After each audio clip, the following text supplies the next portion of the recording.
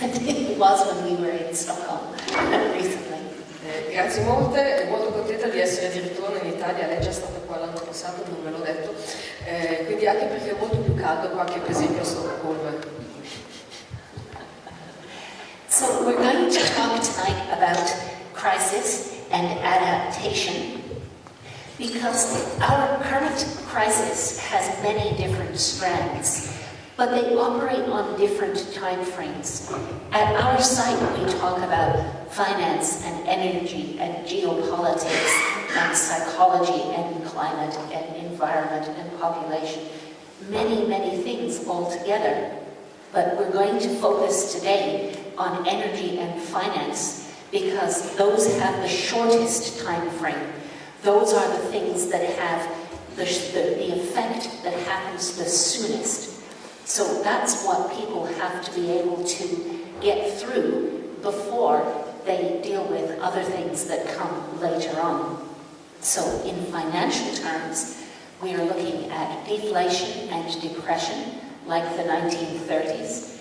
After that, energy crisis, energy shortages. And what we need to do is to recreate redundancy, that means safety margins in the system, spare capacity in the system, and we need to rebuild resilience. So when you have safety margins in your system is more resilient. It can cope under a wider range of circumstances.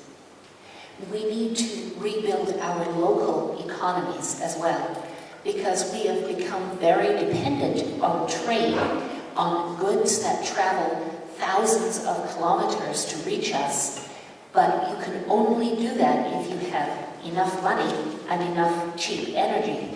We need to rebuild a system that is not so dependent on things from a long way off, because we won't have the money and the cheap energy to get them here.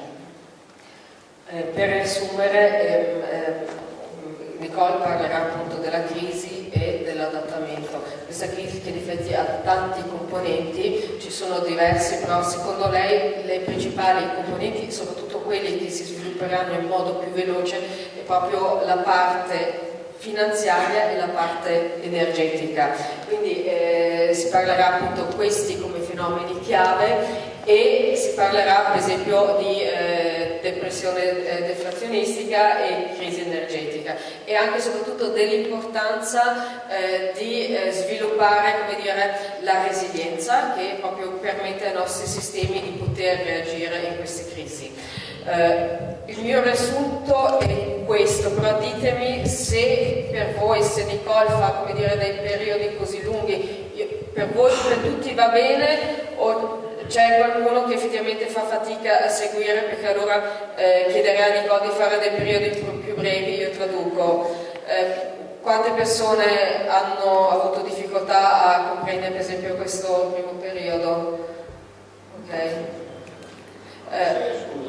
Dei periodi un po' più brevi. Sì, allora quindi periodi più brevi io cerco di tradurre, proviamo così, se poi diventa troppo lungo ritorniamo alla modalità, dai, proviamo. We're going to try, maybe I'm going to translate piece by piece, so as see how it works. So energy is the master resource. It's the most important factor, the one thing there really is no substitute for. Societies in the past lived on the energy that they got in any given year, with some ability to store energy as maybe grain or firewood, but we live on an energy inheritance, and that's completely different. Allora, per dire, lei fa proprio questa escursione su quello cosa significa energia e soprattutto sul fatto che le società in passato vivevano principalmente sull'energia corrente che avevano disponibile, quindi magari immagazzinata o nei prodotti agricoli piuttosto che del legno stesso, però non avevano altre fonti energetiche da cui attingere. But our inheritance is finite. There's only a certain amount of fossil fuels, which is our inheritance. And what we have done is we have used the easy, cheap supplies first, and we have left ourselves the difficult, expensive supplies for the future. And when I say expensive, I don't just mean in money terms, I mean in energy terms. I mean more energy has to be reinvested in energy production so that there is less left over for all of society's other purposes. Attualmente invece noi viviamo principalmente su risorse energetiche fossili, che queste risorse fossili hanno chiaramente la loro limitatezza, per cui il problema è che abbiamo soprattutto consumato quella parte di energia fossile meno cara, e meno cara lei intende non solamente in termini monetari ma proprio in termini quanti energetici, di quanta energia ci costa per estrarli in confronto a quello che è effettivamente la rendita energetica. So this is conventional oil discovery and production, and you can see that discovery peaked in the 1960s. We still rely for 90% of our oil on those fields from the 1960s. Discoveries have fallen very sharply since then. Production has continued to rise, but production is going to fall very soon because we are not replacing what we use with new discoveries. Allora, gran parte del petrolio che stiamo utilizzando attualmente è stato scoperto, il picco di scoperta è avvenuto negli anni 60 e noi stiamo ancora estraendo petrolio scoperto a quei tempi. E quindi tra un po', o comunque siamo imminenti, siamo lì, andrà a raggiungere il picco anche la produzione, quindi quanto estraiamo, quindi in quanto per dire non stiamo scoprendo alto petrolio alla stessa velocità. So we need to understand net energy. That is energy returned on energy invested. It used to be that if you invested 1 unit of energy in energy production, you would get 100 units in return in the early days of the oil industry, for instance. Now you get maybe 10 units in return, and it's falling very quickly.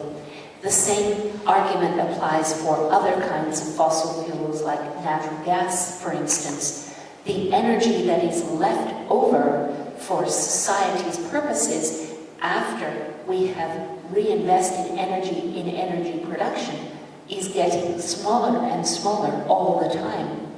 And the energy sources other than fossil fuels, renewable energies for instance, or nuclear power, are usually lower than for fossil fuels, so it means we have even less of an energy surplus. And there is a minimum to run a society, probably something like 5 to 1. So invest 1 unit of energy, get 5 in return. That would be enough to run a society, but not a society as complex as this one, as our developed societies. We would have to run a simpler society if we were running on an energy return of 5 to 1.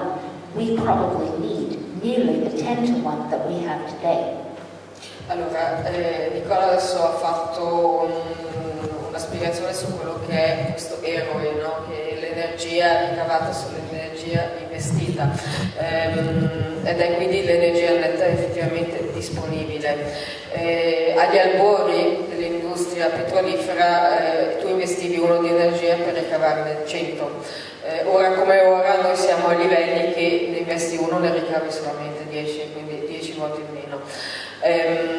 Anche se andiamo a considerare le risorse tipo alternativo, sia esso tipo solare, ma anche per dire lo stesso nucleare, hanno un eroe ancora inferiore.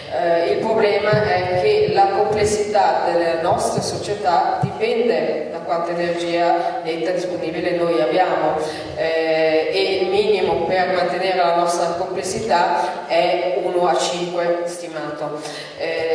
Probabilmente quindi questo significherà una semplificazione delle nostre società in generale.